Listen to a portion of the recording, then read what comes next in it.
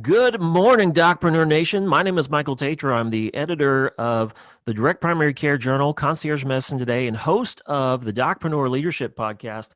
But our special guest today is a direct primary care doctor, Dr. Brian Blank. He is the founder, CEO, physician in chief, whatever you would like to call him, at EMBER Modern Medicine. But before we jump in, and he's going to drop some nuggets of wisdom and gold for doctors out there wondering exactly what is direct primary care. How do you start? Crisis and chaos of 2020. He's starting in 2021. He's a true leader, a true docpreneur in our eyes. But before we begin, here's something you can drop into the exam room with your patients to get the conversation started. People at the U.S. Navy Fighter Weapons School, that would be for all of you listening and know the movie Top Gun, that would be Top Gun, reportedly receive a $5 fine every time they quote Top Gun at the Top Gun school, which is tough, fair, and worth it if you toss out a few cracks about feeling the need for speed during class. So Dr. Blank, thanks for being with us today.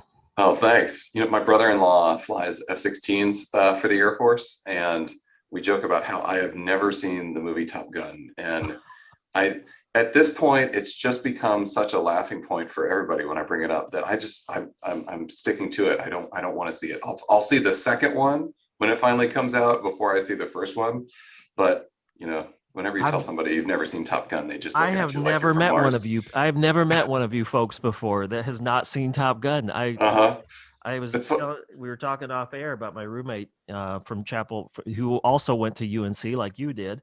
And he and I, when Top Gun would come on to the screen at college, we could both quote it word for word. It was almost like put the show on mute. But today our guest is Dr. Brian Blank, EMBER Modern Medicine. For those of you with a computer screen or listening on your phone, check out EMBER, EMBER, modernmedicine.com. Dr. Brian Blank, thanks for being with us. Tell us about what drew you into becoming a physician in the first place. You've got a pretty broad background, like myself, in broadcast journalism, and then you leaned into healthcare. Tell us about that inspiration.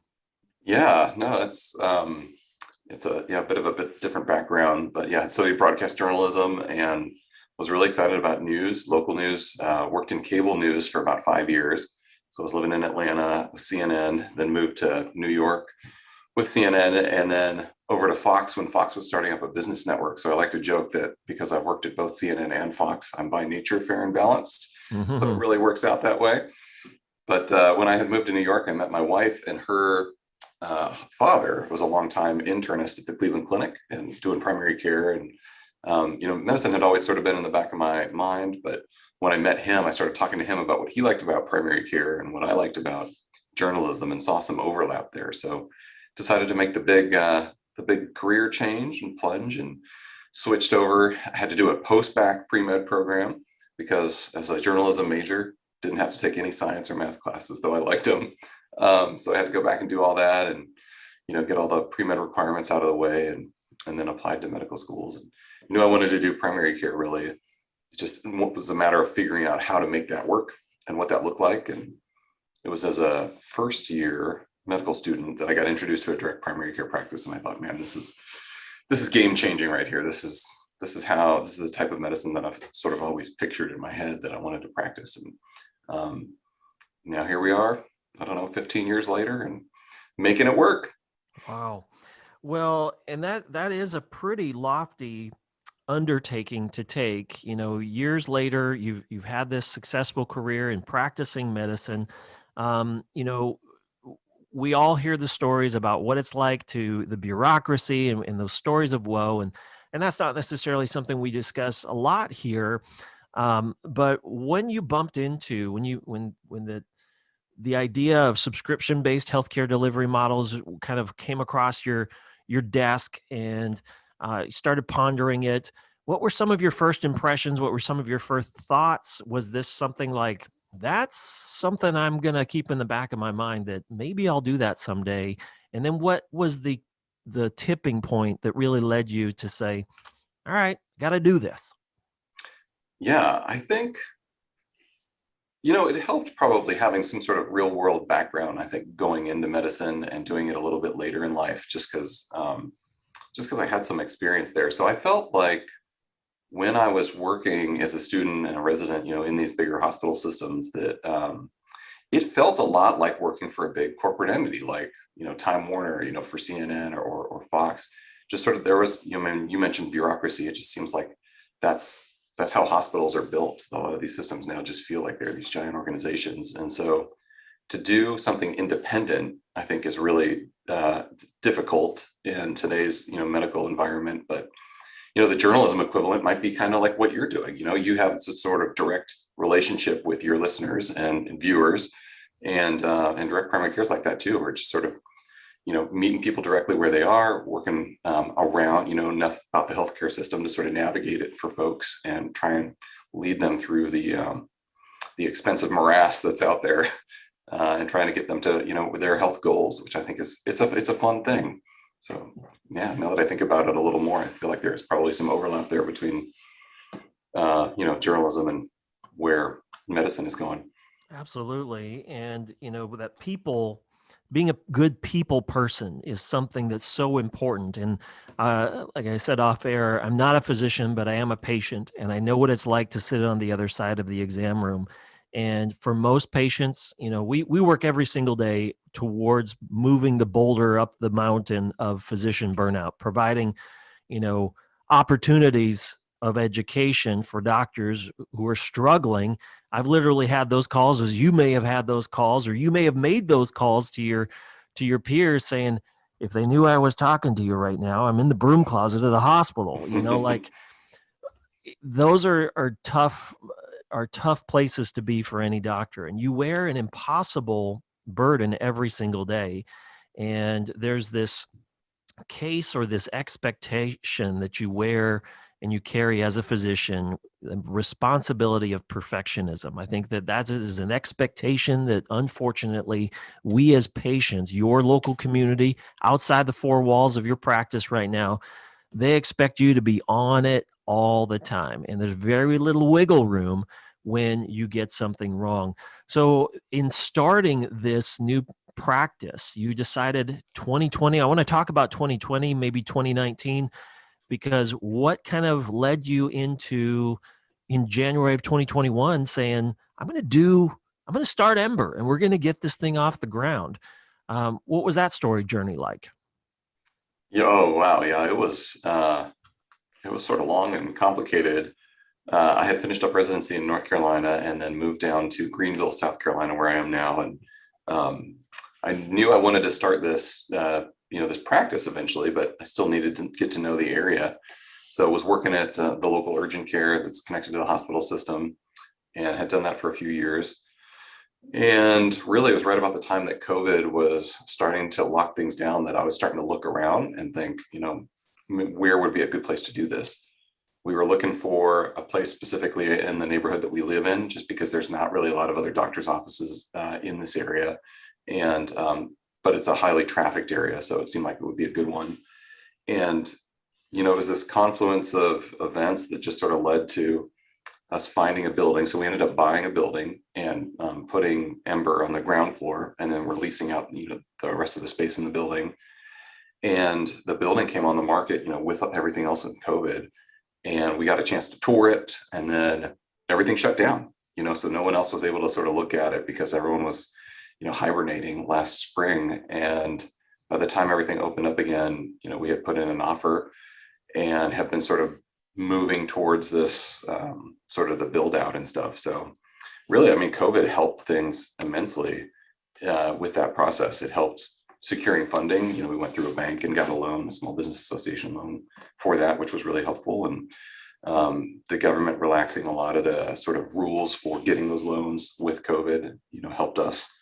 And now, I mean, even to this day, we're giving out the COVID vaccine in our clinic, and that's been a really fun thing to do. It's just a way of opening it up to the community and inviting a lot of folks in here. You don't have to be a member of our practice to come get the COVID shot. And so, yeah, we're really excited about that. It's just I'm sure we'll be looking back on it a long time ago and thinking about, man, how COVID changed everything, but hopefully made things a little bit better. Well, and I think it was Jeff Henderson. He's an author and a communicator and a speaker, and he says, when you get small and personal, your customers will demand that you grow bigger. And as you looked at January of 2021, starting Ember, starting to see patients kneecap to kneecap, clearly defined wins are vital for any startup.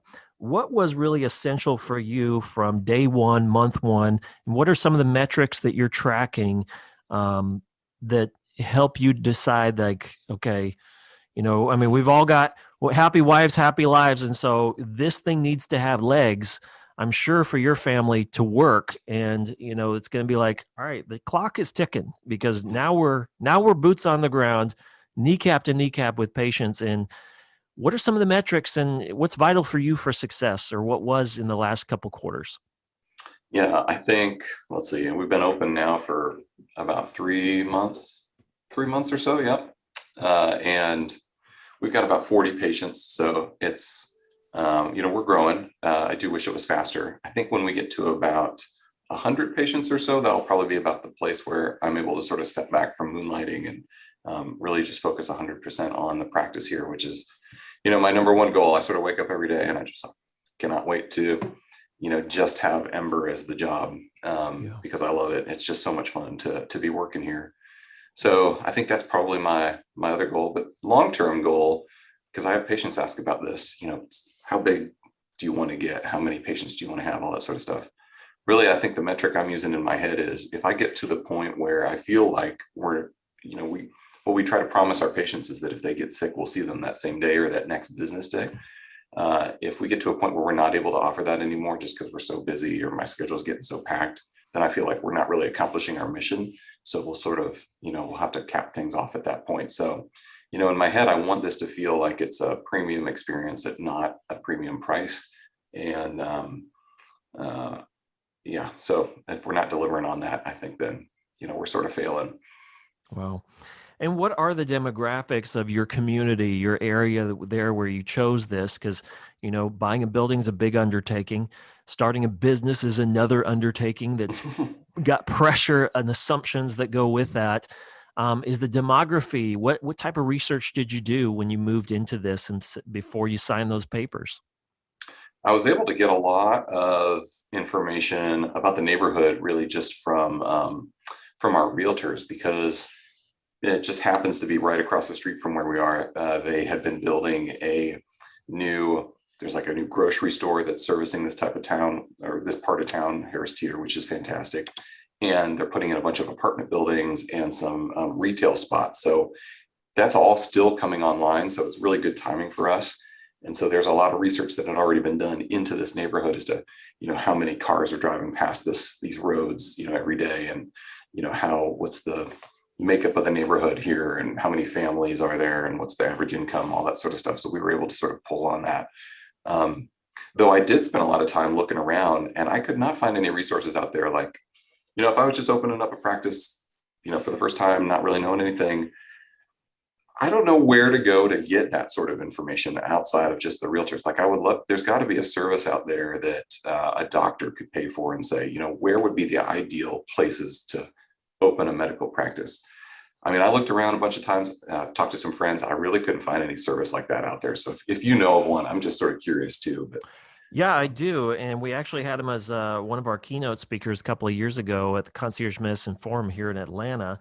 Our guest today is Dr. Brian Blank, CEO, physician in chief, manager, treatment guy, Dr. Brian Blank of EMBERmodernmedicine.com. And I'll share that link in the show notes, but it's a company called Patient Bond. And what Patient Bond does is they look and they can essentially identify the consumer behavior and categorize those behaviors by demographics and then by zip code. So that, let's say, how old are you? You mind me asking? 39, about to turn 40. All right. So 39 years old, 40 years old, you are usually going to meet similar demographics like any, business, DocPreneur is that 8 out of every 10 of your patients are probably going to be within 10 plus or minus years of whatever you are. So understanding those demographics, now we've got 30 to 50. The net's not quite as big as I service everybody, even though you do, and you do have age groups in the 70s and 90s and 20s and teens, but most of those patients are going to fall between that 20-year window. Once you understand that, then we can back into the data of what are the consumer buying needs of that community? What are they relating with? And we can do that by zip code. So we'll put that interview and I'll send that to you personally as well. But it's very helpful because it really can say, here's what my mission and vision is for my patients, for my local community. And here's what I want to communicate to this type of individual, this type of family or employer in my community, and they can help folks do that. It's not something that's really been around for a long time, but if you talk to list builders, they'll tell you that you can buy just about any type of list you want, but you still have to understand the mission and vision of what it is that your patients are going to connect with about you, because it's not about being the best doctor in the world anymore. It's about being the best doctor for the world, for your patients, and for your local community. And our guest today is Dr. Brian Blank, EMBERmodernmedicine.com. And, as we unpack, now you have moved into, you've bought the building, you made the jump, and you're starting to let people know what's happening. Doctors have to understand that the greatest source, this is for those listening that are considering doing exactly what Dr. Blank is doing, is doctors of the future have to understand that their greatest source of credibility is not the degree on the wall. It eventually becomes very, very important after the initial visit. However, it's the patients of your brand. It's the patients who know, like, and trust you. And if you have not established that, and you have not given them something remarkable to actually go out and remark to others about, there's data that says out there, and we've put it out there in our publications. I was just talking to you about it, that over 8 out of every 10 patients in your local community across the United States would say, if my doctor closed by the end of the week and I got that letter that says he's going out of business or she's going out of business, 8 out of every 10 patients would not care in the least. That is a tragedy. And so, Dr. Blank, how are you becoming, fans of your patients? And we'll talk about this, the psychology and the emotion of that now, and then we're going to back into your building here in a minute. Yeah, no, I think, especially in opening up, I feel like I really want to go out of the way to over service or over deliver with my patients, just because, well, one, I don't have that many to begin with, but two, I want them to feel that this is different than what they're used to getting, when they go to see the doctor. So, the very first 2 patients that we saw when we opened our doors was a couple in their 40s, and we probably spent 2.5 hours together, in clinic, just talking about some energy issues that they were having and some sleep issues and some various things, and just getting to know each other. And it was just such a great experience. And so I feel like we could have talked, a lot longer than that. But, when it comes to everything from communicating regularly through either texting or emailing, follow-ups for visits, just trying to stay on top of things that we discussed and want to follow up on, really just sort of going out of the way to make it seem like that I'm invested, because I do feel invested, and I want to demonstrate that to them however we can. So yeah, maybe it's something small like making sure we've got good snacks or drinks for them, when they come to the waiting room, or comfortable furniture in the office, things like that. I want it to feel different. Wow. And I appreciate that, because let the notes flow, a symphony.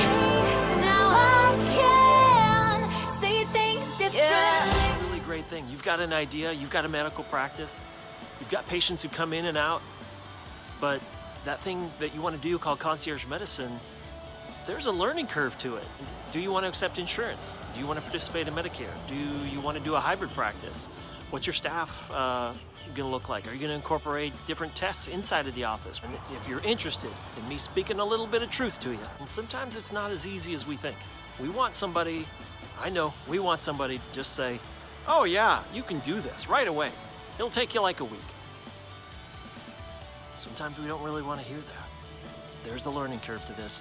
And the speakers that you're going to hear, the presentations and courses that you have access to within this community are here designed especially for you. Please go check them out. For most patients out there, patient burnout has set in. It is out there. When we think about going to a doctor, it's like, oh man, like I do not, that is not on my list of to-do things this week. And when we get together with family and friends, it's usually like, you know, our aunt will get together, our crazy uncle will talk about how's their life, and usually the subject of healthcare or going to the doctor, the hospital comes up, and it's like, oh, you think your story was bad? Let me tell you about the last time I was at the doctor's office. Let me tell you about what happened. And, you know, we heard from a mother of 3 a couple of weeks ago. She went to an urgent care. She was the first appointment of the day, and she waited for 61 minutes. And so that is unacceptable. And so I appreciate what doctors like yourselves are doing out there to try and narrow that gap, increase that patient-physician relationship. And I'm a fan of whatever accomplishes that. And you, as a former Atlantan for a little bit of time here, you'll appreciate this. A raving fan, according to Chick-fil-A CEO and founder, he used to say, the universal sign that someone needs encouragement is if they are still breathing. And so you, by deploying this type of direct primary care, direct relational model with your patients, is creating that touchstone for many patients. And the experience of going to see a doctor is, like we talked about, difficult. It's tough. We armor up as patients. You armor up because it's like, I don't know what I'm going to get. I'm looking at the chart to remember their name. I'm so busy. What went into the design of your building, the build out, the interior components of your practice so that the message of health and wellness doesn't start when you get into the exam room or walk in the lobby? It starts in the parking lot. How did you create that for EMBER? Well, yeah, I mean, that's a good question. I think that, and I don't know how to describe this, but I feel like in a lot of the doctor's offices that I've worked at or the hospitals that I've been in, it just seems like the furniture and the layout is it's not there for the patients. It's there for the staff. It's there to be easily cleaned. It's there to be functional.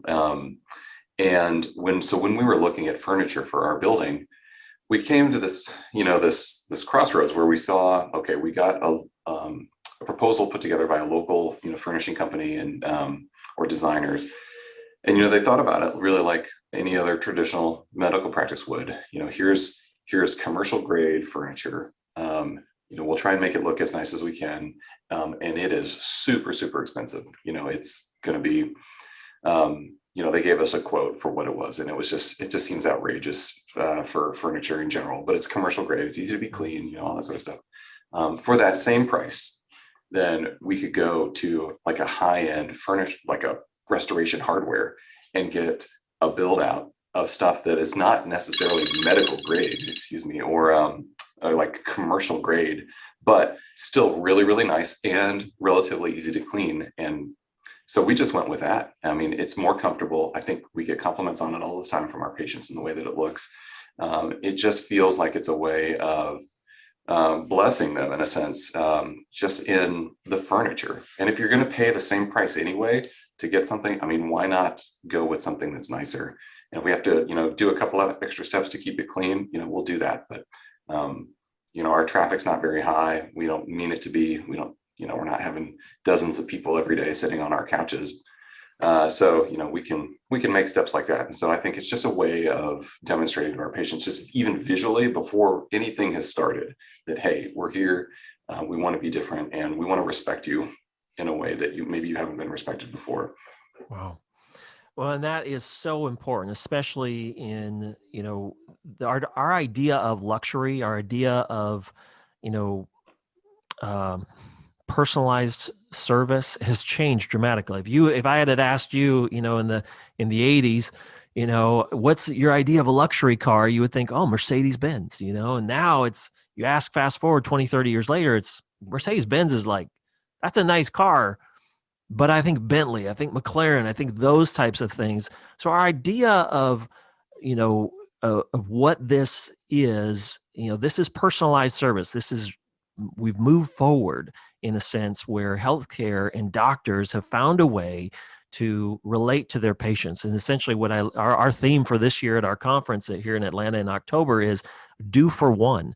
And this idea of doing for one what you wish you could do for everyone is a little bit, it's not necessarily promoted at a lot of medical schools or medical classes, but I know it's the heartbeat and it's the empathetic vision that you and every doctor I've ever met, minus maybe one or two, that says, I want to do for one what I wish I could do for everyone, kind of like being in the lunch line. And I ask for more mac and cheese at the lunch lady or guy with my tray, like, can I have some more mac and cheese? No, because if I do it for one, I have to do it for everybody. And you're like, no, you don't. You could just do it for me, and it'd be our little secret. I get more mac and cheese.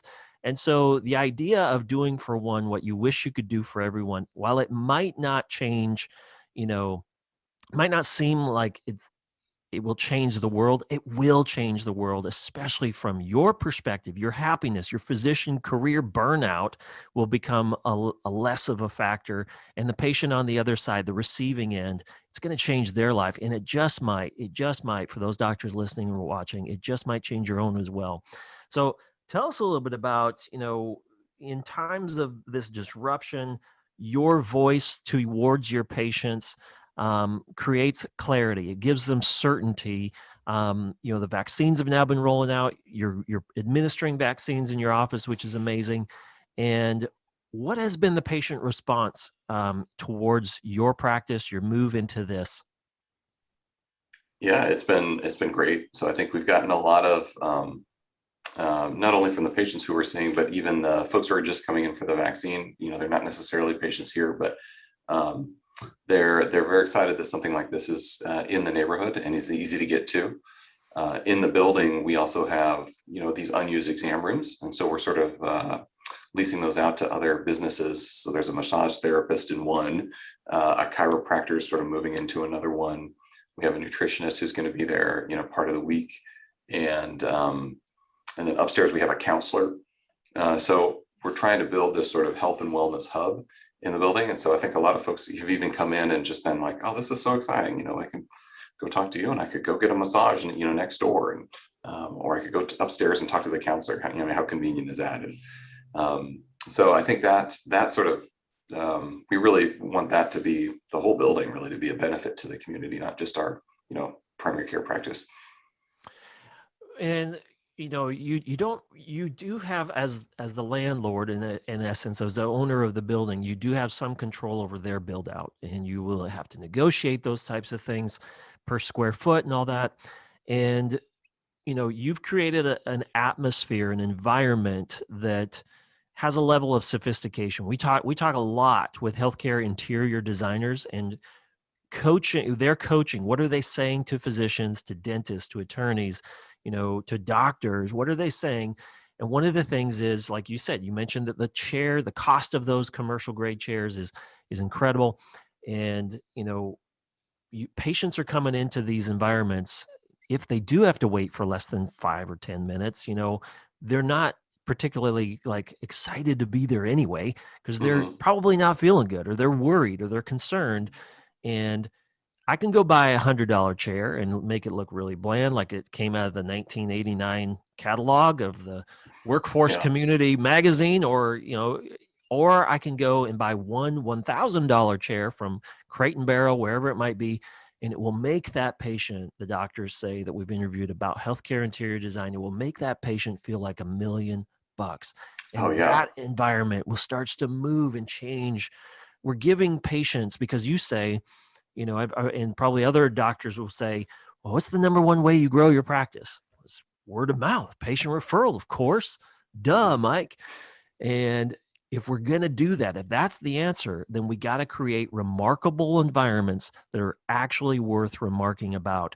So are you going to try to also, as patients walk into these other healthcare offices in the suites that you're building out with other healthcare providers, how are you going to, or are you going to try to say, you know what, let's not just do it on the super cheap. I realize you have a budget too, but we have a reputation we also want to uphold within this suite, this fleet of providers, because we want our patients, every time they walk in to the parking lot, to the lobby downstairs, we want them to be hit with the message of health.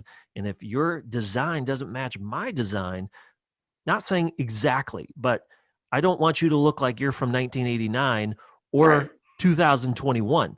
Like, we got to do something different. So how do you plan to have some of those challenging conversations? Because that does put you in a position that's a little awkward with some of your peers.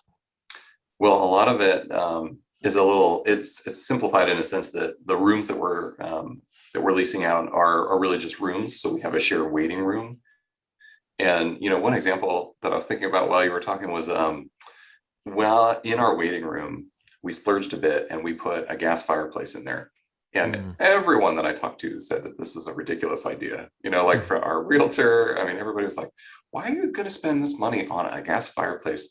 It's not a revenue generating piece to the building. Like why you got to put a gas line in there, you got to get it all up there and get it all right. And, who cares? It's not making you money as a business owner. And again, my point was, it's not really, yes, that's true. It's not really going to make us money. It's going to cost us money to have this fireplace in there, but it's about this experience. I feel like it's a way of demonstrating to our patients, even just visually, and they can feel it, that it's that we want to respect them in a way that they haven't been respected before. And so, and we get compliments on it all the time. So it's one of those things where everyone said it was ridiculous to do, but now that it's probably the first thing that people comment on, when they get in there and they feel good, and it's shared. And so, our tenants who are in the building and sharing the space with us, we all use that same waiting room. And so it's hopefully a benefit to them.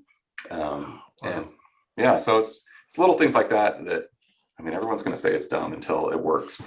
If I was living in Greenville, I would totally be there. I would probably be one of your first clients, and I would sign up, because this experience matters. And, I've been to a number of doctors. I got a bunch of kids. I got 3 of them. And, my wife took a picture of her waiting in the pediatrician's office the other day, and I could literally hold it up to a photo that was taken in the 80s, in the 90s, and the 2000s, and the 2010s. And you wouldn't know the difference if it was if it was April of 2021. Right. So I love that. Our guest today is Dr. Brian Blank, physician, CEO, and founder of EMBER Modern Medicine. You can go to embermodernmedicine.com. We'll also have a link in the show notes. We're coming in for our lightning round of questions here in our last couple of minutes with Dr. Blank. And our first question is, I'm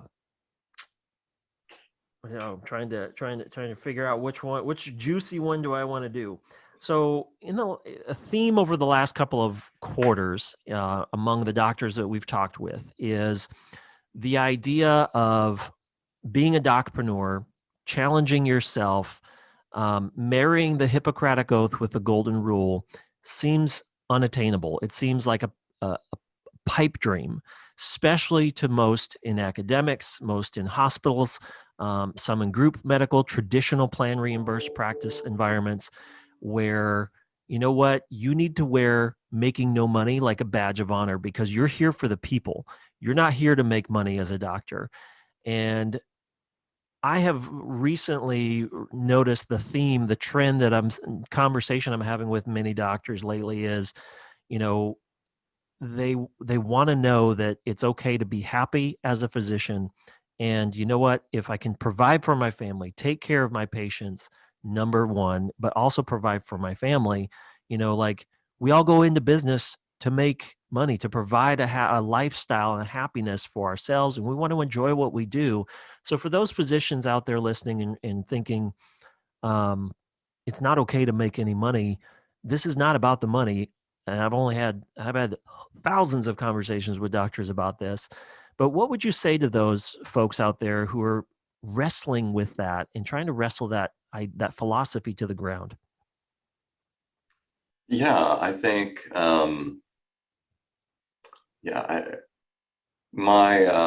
So my goal, as a medical student was I want to, find what I want to do, which was primary care, and then find a way to make that work. And so, a lot of the advice was, you go into family medicine, you go into primary care, you're not going to make as much as if you were a cardiologist or, some fancy specialist like that. But, if that's what you want to do, that's why I changed careers. I didn't want to be a cardiologist or, an orthopedist or anything like that. I knew I wanted to do primary care. So it was just a matter of finding a way to make it work.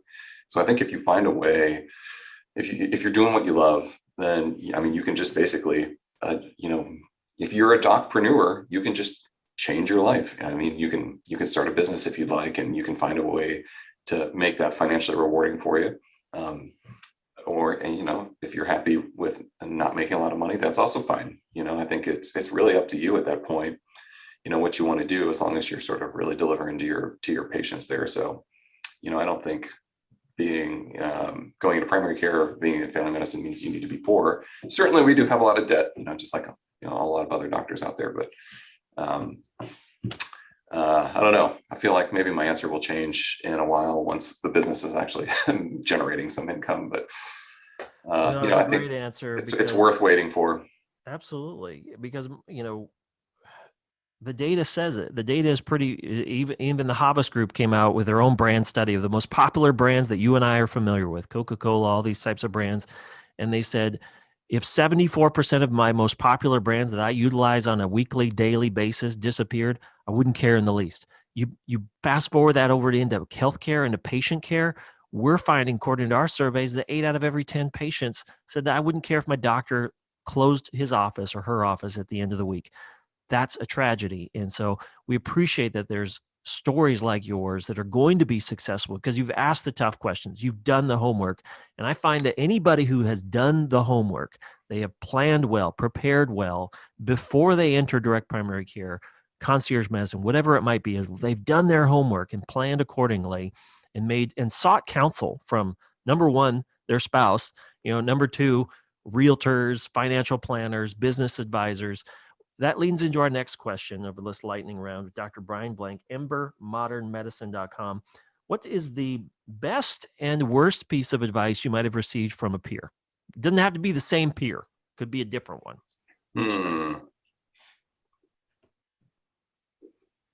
Well, there was a piece of advice that I had gotten from numerous places that I sort of disagreed with in my head, but it turns out it may actually be accurate, which was, when building the practice, how do you get more patients? And everyone's always like word of mouth. It's just going to be how you generate folks. So you want to deliver with the patients that you've got, and then they'll tell friends, and the practice sort of grows organically like that.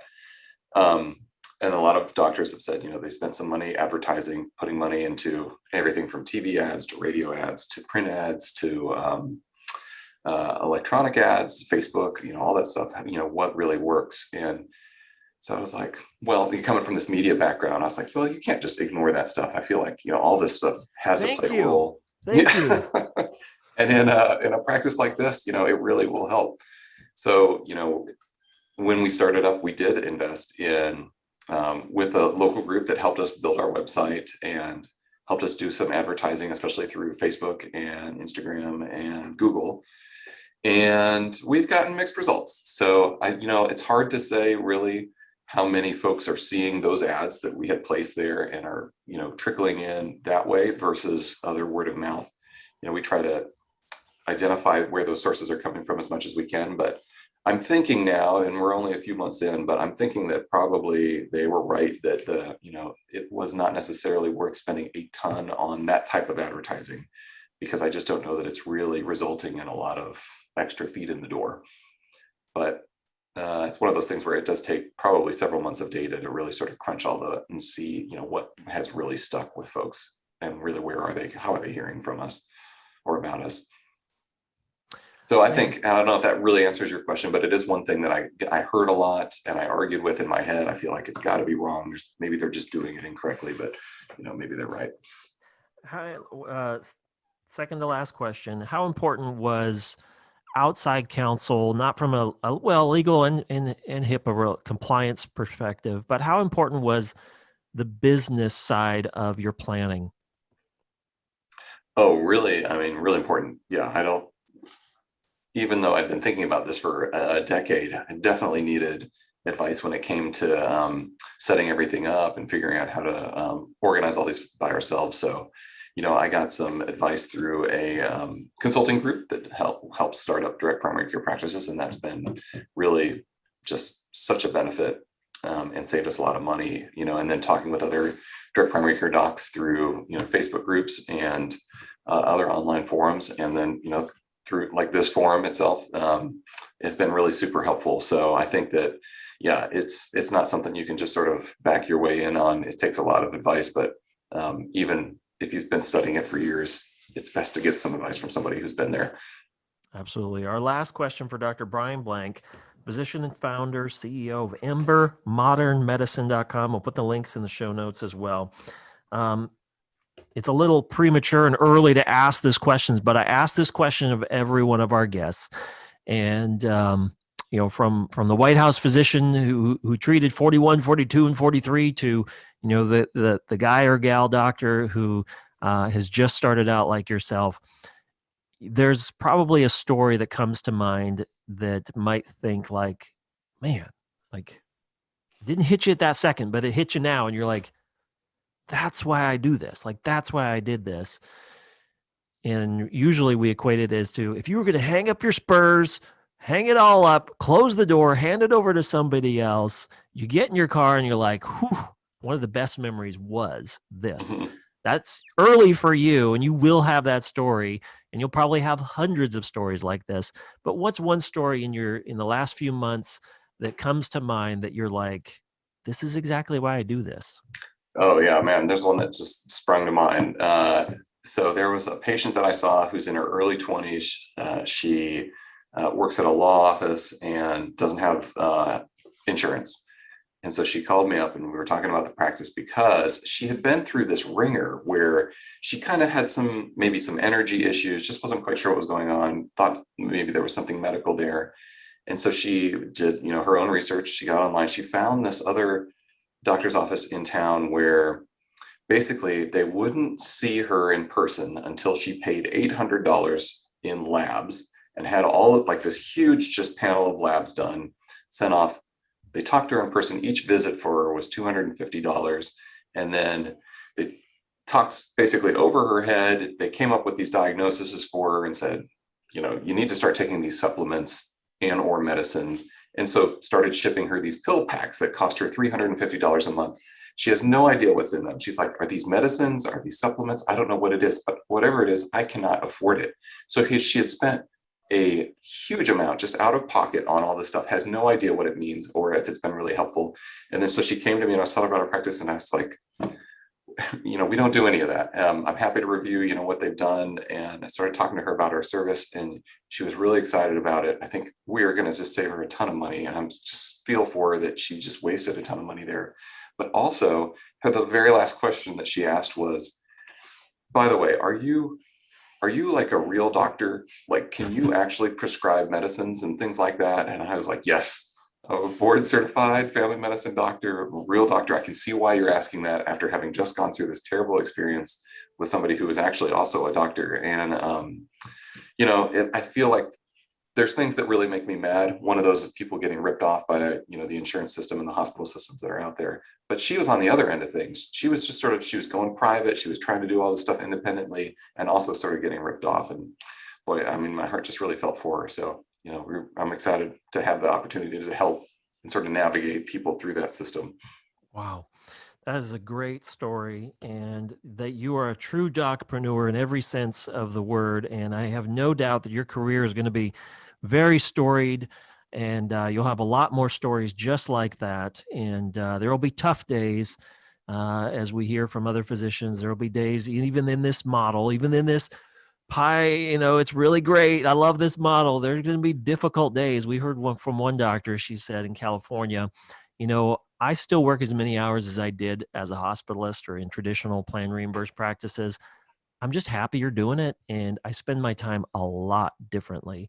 And our other piece of advice I'll share with the folks listening, and maybe this will help for yourself, and you probably already know this, but if you want a patient for life in this business, visit them when they're in the hospital. And the second piece of advice is if they come in and your hand hits the doorknob and they know that the conversation is over, that's an important body language cue. But we had one physician, she said, I had a patient come in. She was really distraught. I could tell something was wrong. I asked her what was wrong. She said that her dog died. And we all know those dog people, like overly dog people, right? And so what the doctor did that night, after spending about 45 minutes with the patient for other things, the doctor stopped on her way home, got a card, hand addressed it, wrote a nice, note in the bereavement card, and mailed it to the patient. And about 3-4 weeks later, the patient came back in and was crying again. You're like, she's like, what is wrong? She's like, I just couldn't believe that my doctor cared enough, was thoughtful enough, and took time out of your schedule, because I know you're busy as a physician, to write me a card. And that is creating an environment that is remarkable and worth remarking about. Dr. Brian Blank, you've been our patient guest today, or physician guest, but you've been very patient. So thank you for your time today. A patient who feels appreciated will always do more than is expected. Any last words for you?